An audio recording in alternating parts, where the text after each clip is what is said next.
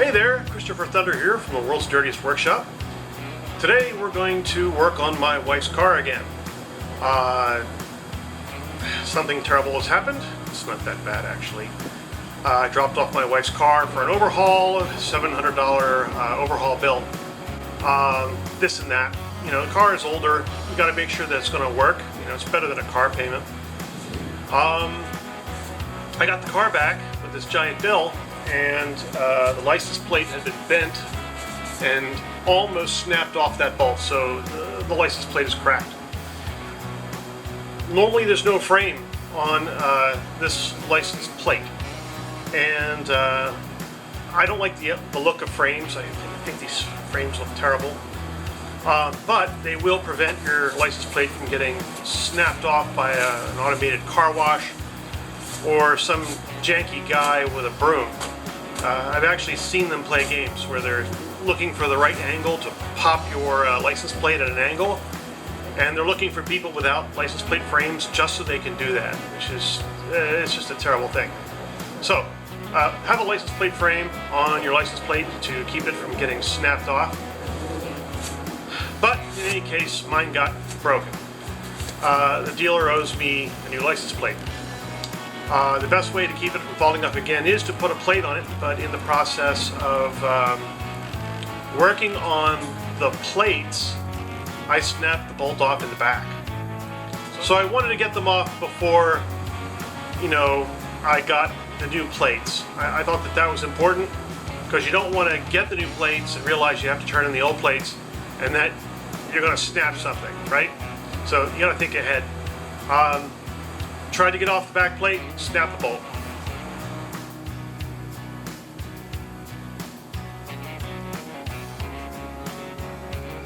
This is where the real trouble started, right here. The bolt on that side broke off.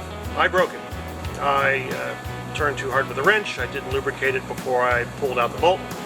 And instead of extracting the bolt properly, I snapped it right off. So here's my video about what I did to fix it, and you can do it too. I hope everybody learned something from my video, and I thank you today for watching the world's dirtiest workshop. I was using a socket wrench to remove her license plate bolts, and they're a metric thread. They're not like screws. That bolt snapped in there. Isn't that nice? So that's in pieces now. And I snapped it with this little wrench right here. So even the small wrench can snap off a license plate bolt. Just remember that. If you're putting a lot of pressure on a bolt like this, spray a little WD-40 in there, penetrating oil. You want to get some penetrating oil into the threads because of all the rust, to loosen that up so that when you go back with a wrench like this and try and crank it off, the rust will eventually release and you'll be able to get that bolt out. But being the idiot that I can be sometimes, I just kept turning until it snapped. So what I've done is I've taken some WD-40 and I've spritzed it in there, and I've also started drilling out the center of that bolt that is still in the hole. Not everybody has a set of bolt extractors, so I'm going to do the best I can. Don't press firmly. If this starts to bend, you can snap off that bit. Now I'm just going to keep turning in the hopes that this bit will vibrate the bolt inside enough that the oil will soak into the rust and free what's left of the bolt in the hole.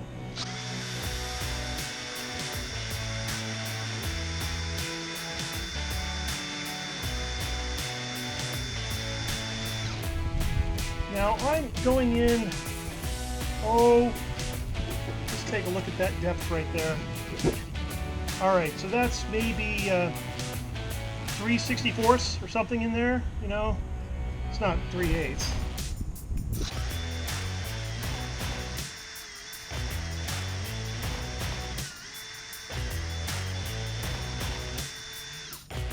Wow, that is pulsating.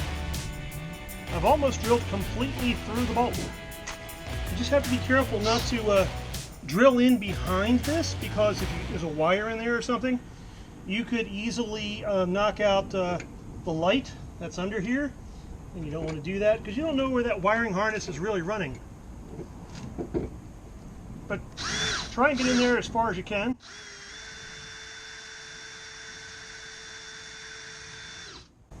And don't push real hard. The next thing you want to do is get a slightly bigger bit. Now I have this old wood drilling bit here that has the end for a recessed head. So what I'm going to do is I'm going to use this, because it's just laying around. I'm going to put it right into the hole, so I'm smack in the middle.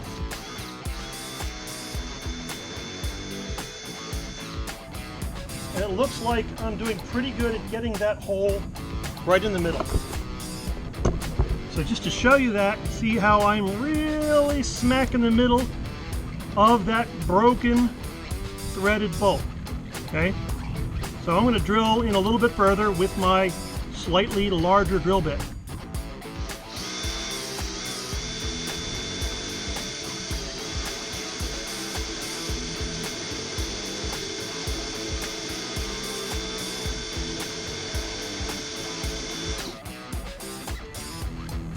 I think I'm halfway through that bolt. I really do. I think I'm getting pretty far in there.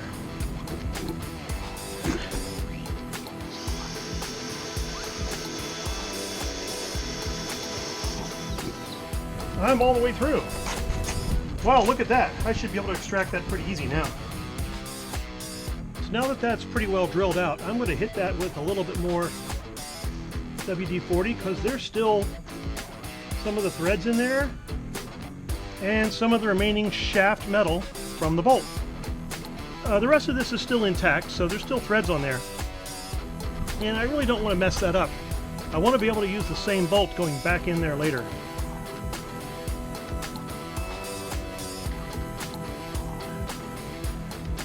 The next thing you want to do is you want to grab a bolt extractor head. It looks just like this. And the interesting thing about this is this corkscrews this way in such a way that when you go in reverse,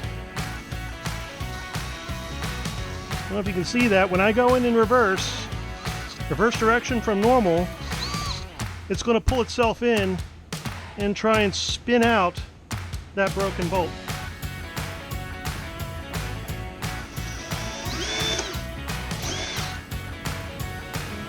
I don't think I'm going to be able to get in far enough because of this piece here. This is not deep enough, and this is keeping me from going in all the way. So I got to come up with a different strategy for doing this. This isn't working out because of this piece here hitting the very edge of this. This is not deep enough. So I got to come up with a different strategy to extract that bolt. I might even have to drill it all the way out. So it shows you, lubricate before you put on a lot of force. Otherwise, you wind up doing things like me. Yes, it's fun to figure it out and break it. But you know what? It takes up your time. It really does. I'm back with a slightly larger drill bit. And I checked this drill bit against the size of the bolt. It's not as big as the bolt with the threads, and it's not as big as the bolt shaft itself. So if I drill through this, I'm not going to grind away the threads that are in here, as long as I go in pretty straight.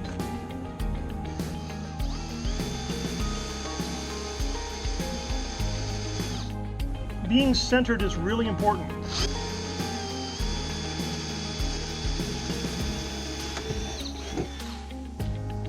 Okay, so I went all the way through, and boy, if there was a wiring harness back there, I'd be in real trouble right now. But you know what? I think most of that bolt is removed.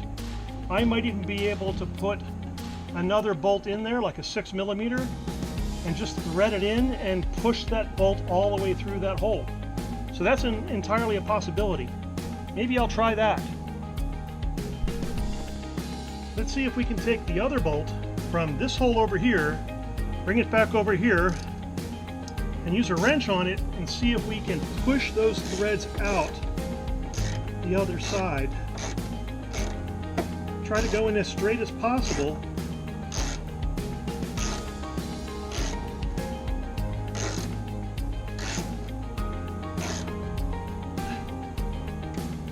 And I can't get enough bite on the threads there to do any work like that.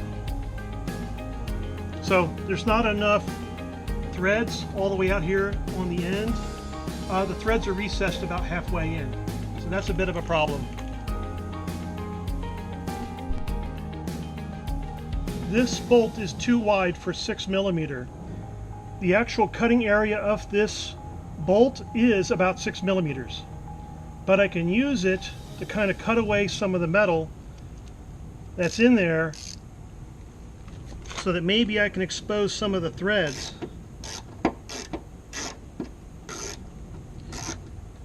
I can feel that I'm getting a hold of some of the threads in there as I turn. Let me see if I can get a pick and remove some of the metal. So here's a metal pick. What I'm going to do is I'm going to clean out the hole as best I can. There is some stuff in there. Maybe it's rust, maybe it's a piece of metal from the original bolt when I drilled it out. I can see there is quite a bit of metal in there.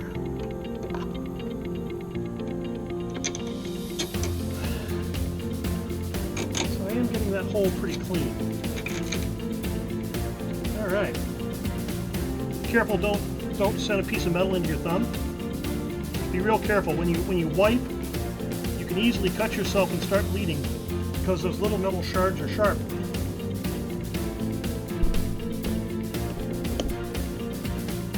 What I have here is a much cleaner, longer bolt. I'm going to try it over here. See if I can get it started over here. Now it looks like that is a 6mm. It turns out that I put the calipers on it and I made sure that it was a metric bolt. I do label them and put them somewhere where I know that they're metric and non-metric.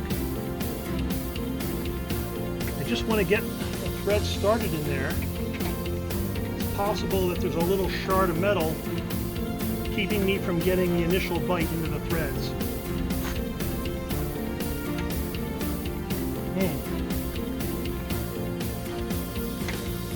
Yeah, so that's not going to go in. Well, on to the next plan. This bolt is a 5mm bolt. Actually, it's a screw. What I'm going to do is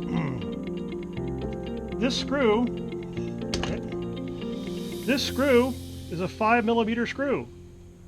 I'm going to try and put it in the hole and strip out what's left of the metal that's in there.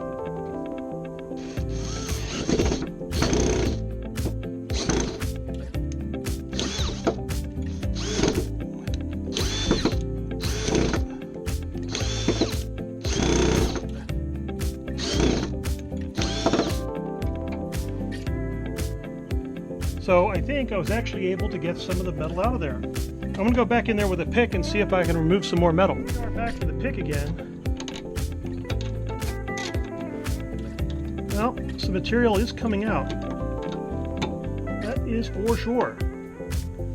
I wonder if that's adhesive.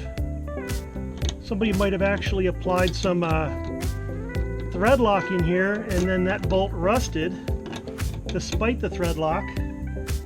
And now is really, really hard to remove. That might be why I snapped it. Because of somebody's attempts to apply thread lock. That somebody might have been me 10 years ago.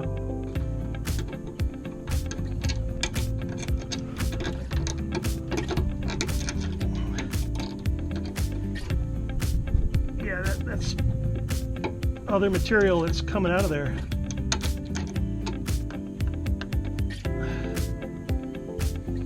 So the hole's still dead center, you know, but I still see some of the remaining bolt material in there.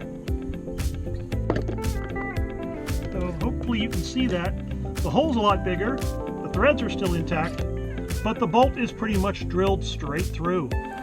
Okay, we're going to test Super Macro here for sharpness.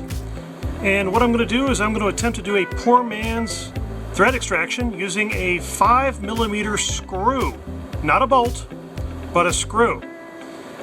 It's going to be pretty hard to get behind this panel because there's a great big interior panel behind it. It's got a lot of depth to it, and it will require some work to remove that panel. This car is very old. Before you start extracting panels, consider this. If your car is 20 years old and you try and pop that panel off, you may actually shatter the panel. So try to do everything without removing the interior panels. So here we are with the poor man's extraction. Okay, I'm going to go in with a lot of force using a 6mm bolt. Make sure it's nice and long so that you can direct it in straight. Tapping the camera here. Try to get some bite on the threads in there. And I'm not getting much bite on the outer part of the threads. What I can try and do is use a drill gun and see if I can get the threads started and go in with a proper 6mm thread. Let's try just using a little bit more force. And it still doesn't want to bite, so I have another trick. Here in the World's Dirtiest Workshop, I have this bolt that I'm going to use to rescue the threads.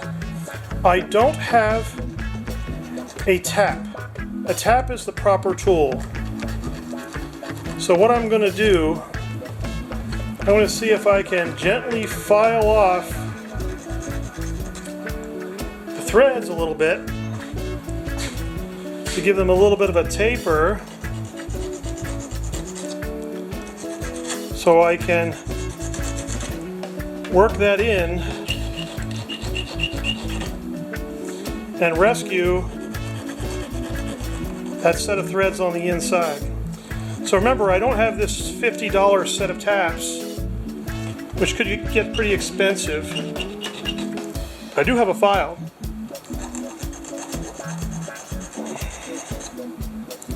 And I'm going to try and make a tap.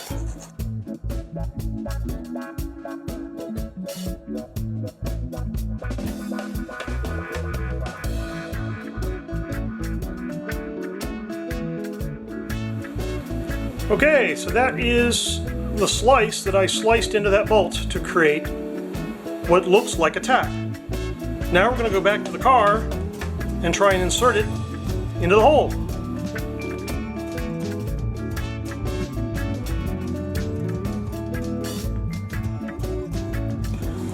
So I just wanted to show you this. The skill of making tools is just as important as using tools. This is a tool that I made with a file and a saw because I'm too lazy to go out to the home store and get a tap. The skill of making tools is just as important as the skill of using tools. I'm too lazy to go to the home store and buy the tool set. I just want one tap. So I'm going to make a tap. All I need to do is saw into the end of a bolt and then use enough force to get it into the threads. As long as it's tapered properly, it should go right in and tear out what's remaining of the old threads of the old bolt.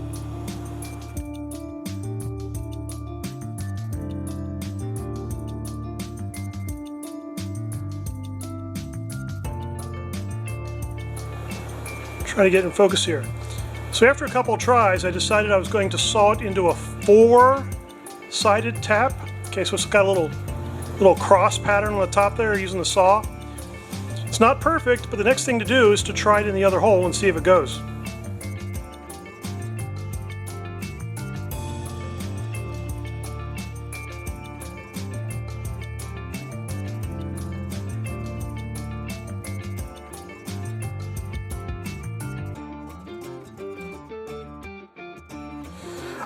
The only thing about this tap right now is it won't go all the way into the hole.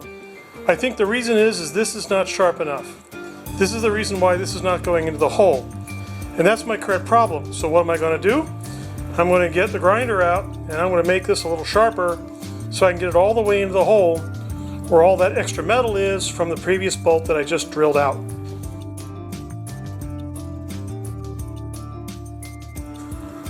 Now you might ask, what's this guy doing? He must be nuts, right? He's taking all this time to make this tool.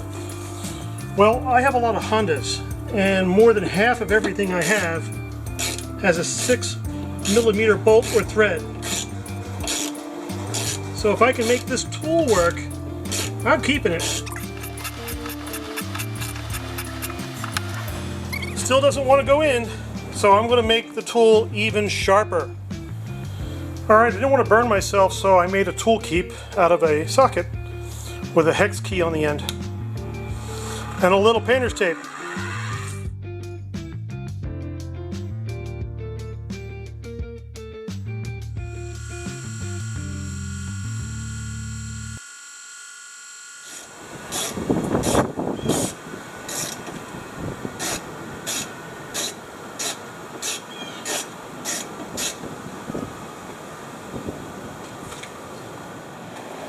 Alright, I also have a super long drill bit, which actually turns out is just small enough to clean out the hole.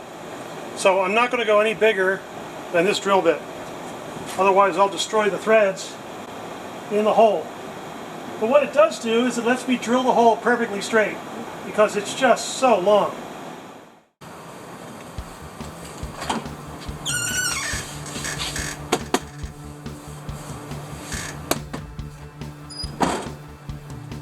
So the one thing I can tell you about this job is, if you do all that drilling, try to make yourself a handmade tap and it doesn't work, that means that the metal that's stuck in that hole is just too hard. Things just aren't working. You're going to need a hardened tap, professional tap, which is what I bought from Home Depot. Separately, you get this chuck. I have removed the crossbar on it. I put a long extension on it to get it as straight as possible. That's really important. If you try to do this with a really short extension or try to put the wrench right on it here, you're not going to get that tapped very straight. You want to be able to really go out really far so you can get that angle just about right. Oh look, there's the original tap. It suddenly showed up as if it had fallen out of my pocket or something just now. So this is the first tap that I originally lost. It wasn't there before, but it showed up. I must have kicked it and then kicked it again, and here it is again. So I'm going to put that in my pocket just in case I'm going to tap something aluminum. But for now, I'm going to do the hard stuff. Hold it as straight as possible. Push in firmly and turn. Again, watch it carefully, straight, push firmly, turn. Again, push firmly and turn. Now there is some oil in here too. What we're doing is we're stripping out the old metal from the old bolt and trying to recut the threads. Wow, I'm pushing on that. So that we can get a clean set of threads. Now what I'm going to do is I'm going to back it out now.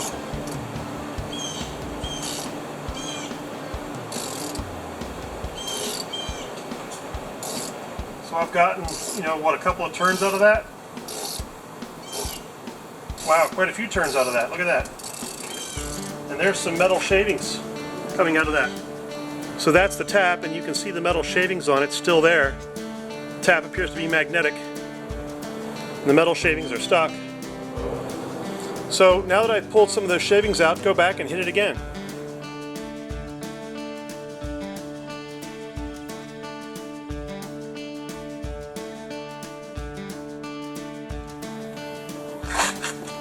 Now you might be on your third or fourth try, and you're going to find that the sensation lightens up. You're not going to be turning so hard or cranking so hard with your hands. That's a good opportunity to back it out. So we're going to take it all out.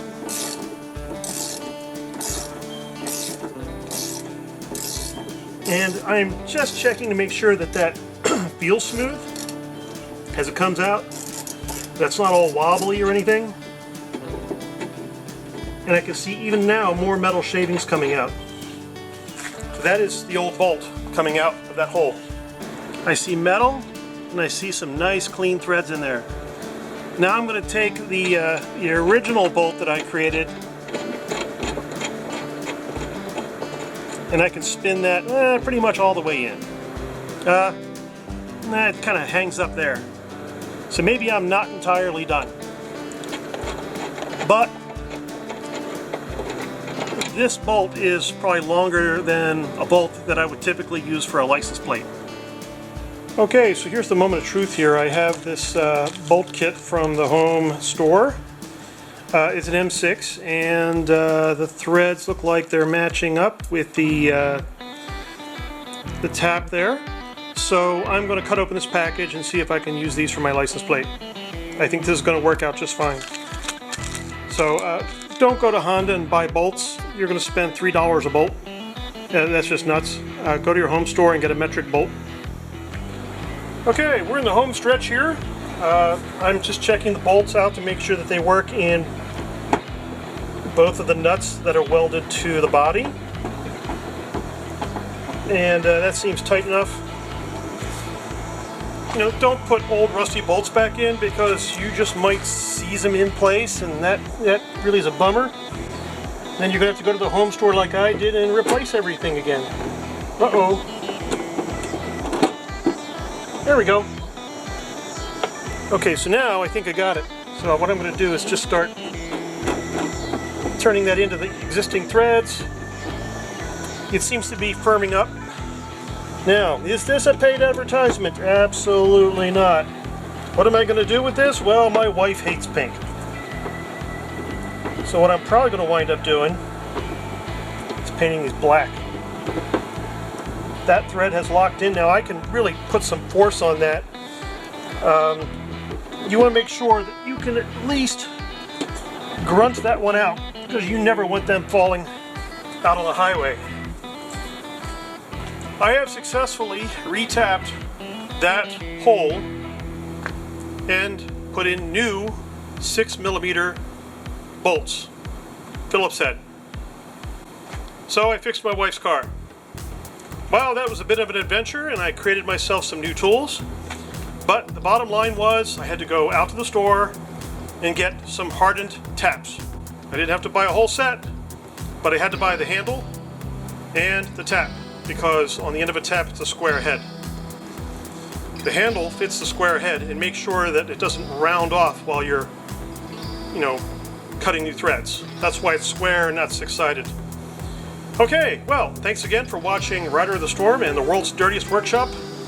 I certainly got, a little dirty today. My hands are not clean, that's for sure. So get out there, get dirty, have some fun, and I'll see you next time on the World's Dirtiest Workshop.